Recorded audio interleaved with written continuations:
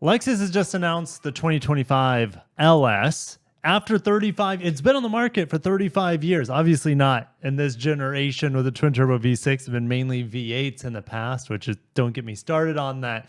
But the Lexus LS, we have a minor update for 2025, and we'll talk about the future of the LS today. But many of you guys have been posting this to me, sending it to me in DMs, emailing me. I'm very well aware that this topic that I brought up on the little brother of the LS, the ES, that also launched 35 years ago, that these leaks have been confirmed in spy shots. Okay, so guys, grab your snacks and drinks, buckle in. If you're a Lexus fan, smash the like button. I'm driving the NX Hybrid 350h this week for review, so make sure you stay tuned for that.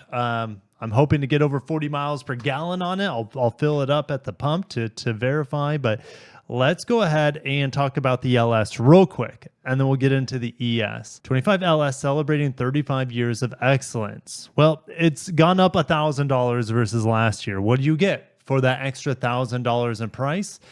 Well, you get absolutely nothing compared to last year. It's a carryover model. There are no new updates, but for 2024, there were some updates.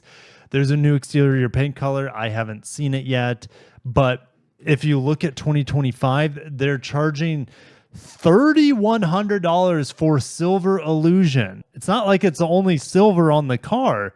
We have atomic silver. You have manganese luster, which is a darker silver. It's probably the darkest of the gray silver sparkly colors that we have. And iridium is the brightest of silvers, which was new for 2024. But check that out, $3,100 for Silver Illusion. We also had some new wheel designs in 24 that carry over 25. And it got standard head-up display. It got digital key capability, standard. 12.3-inch multi-information display standard on the LS500, even though I can't tell the difference between the smaller 7-inch. It's a bit strange, but it still looks identical, at least in the images I've seen, from the pre-2024 model. Anyways, with that being said, the LS is unchanged. It is a carryover model from the previous model year. This is worrisome.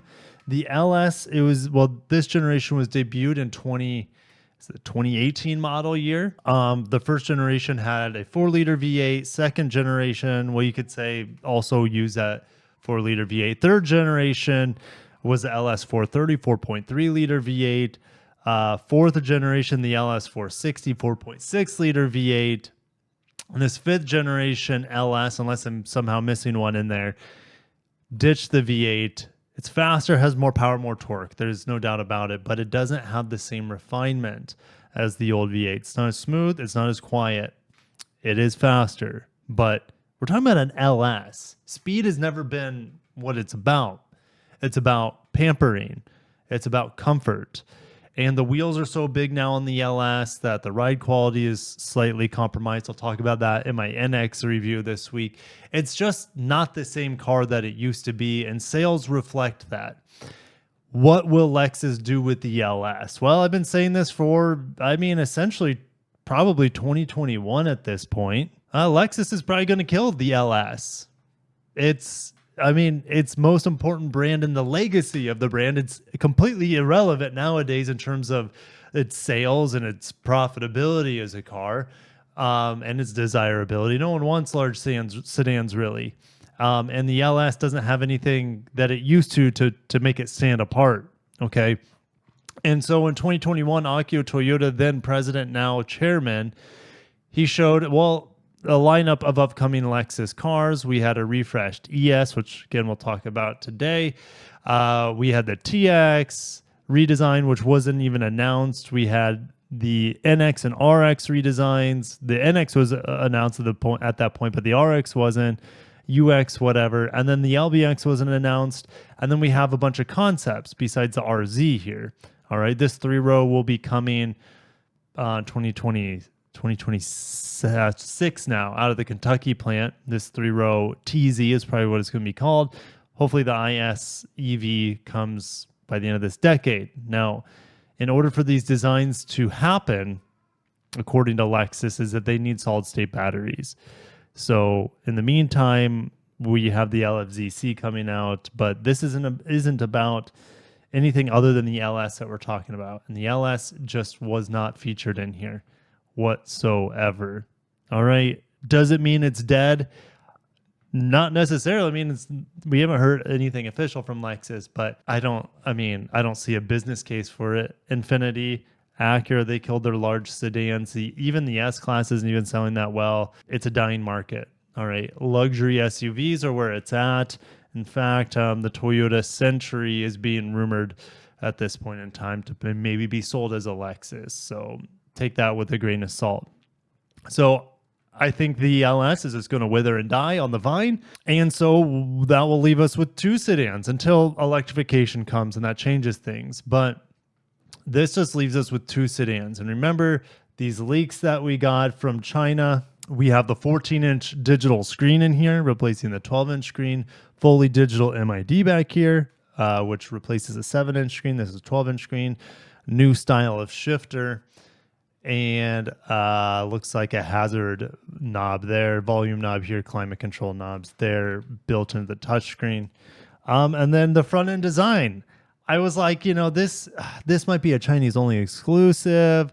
I mean, the grille design here is similar to what we have on like the LBX, for example, which is a very handsome looking vehicle, but the headlights are just very busy for a Lexus, especially for an ES. An ES is all about simplicity and, subtle lines and traditional luxury.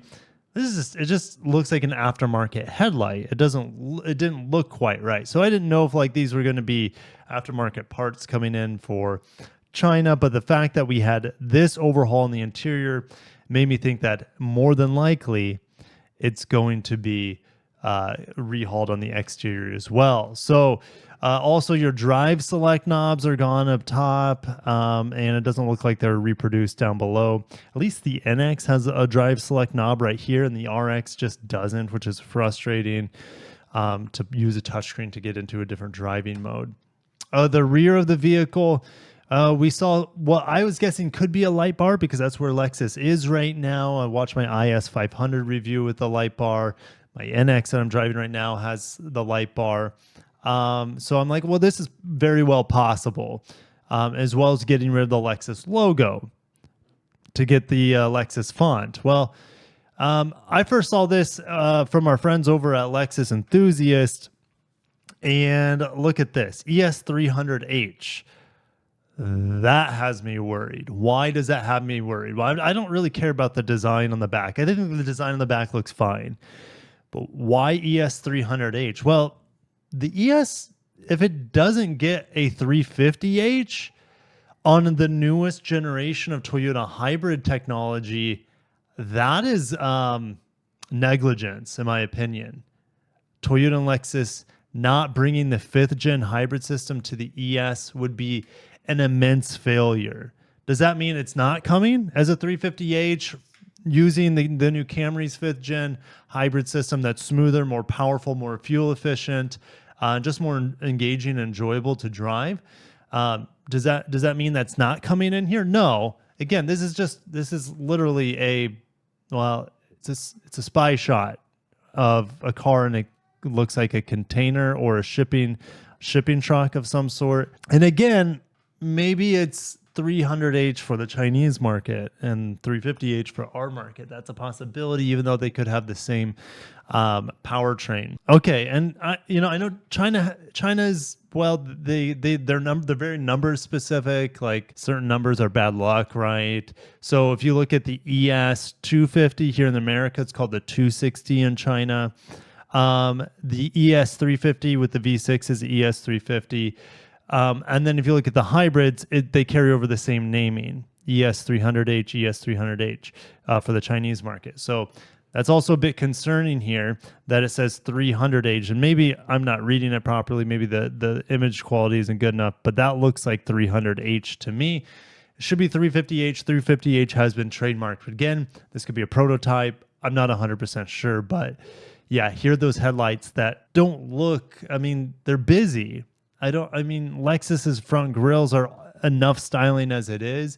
And the headlights on the ES in the 2021 refresh, 2022 refresh, somewhere in there, they got updated. They looked fine. So I don't understand why we need an additional refresh on this generation ES. I get that you want to keep your cars up to date. I think the back end looks good. I'm not sold on the front end, especially with those headlights. But I think the grille will look quite good. And so this is like, well, okay, we're just getting another refresh. This is confusing to me. The ES is ending production in America this coming summer around August. It's leaving the Kentucky plant, going back to Japan. And so it's going back to Japan just for another refresh? Is it so that they can shore up production in the United States for whatever they want at the Kentucky plant? EVs, more crossovers, probably. That's probably the reason. Not necessarily because it's going back to Japan for a redesign. It's just going back to Japan because they want to use the Kentucky plant for other things. Looks like we're just going to get a refresh on the ES. You might be saying, Kirk, that's fine. You know, the Camry was kind of like a refresh, but the Camry styling is much different than the previous redesign, even though it's the same, K platform. It's been heavily modified. It rides a lot better than the previous model. Its braking performance is a lot better than the previous model, even though it kind of looks the same. And yes, you could expect those updates to come to this refresh. It should be a redesign, like the Camry is technically a redesign on the same platform. This is not a redesign. This is 100% a refresh.